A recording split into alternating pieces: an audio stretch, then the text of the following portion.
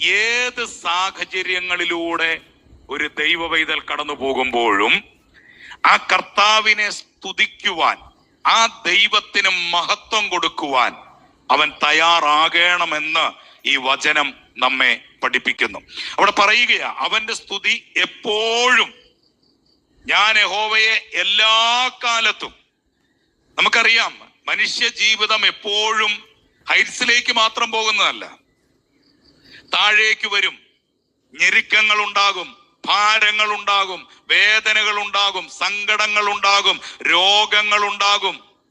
ഇതൊക്കെ കടന്നു വരുമ്പോഴും ഭക്തനായ ദാവീദ് പറയുകയാണ്, എന്റെ ജീവിതത്തിൽ ഉയർച്ച വന്നാലും താഴ്ച വന്നാലും, സന്തോഷം വന്നാലും ദുഃഖം വന്നാലും, ഞാൻ യഹോവയെ എല്ലാ കാലത്തും വാഴ്ത്തും.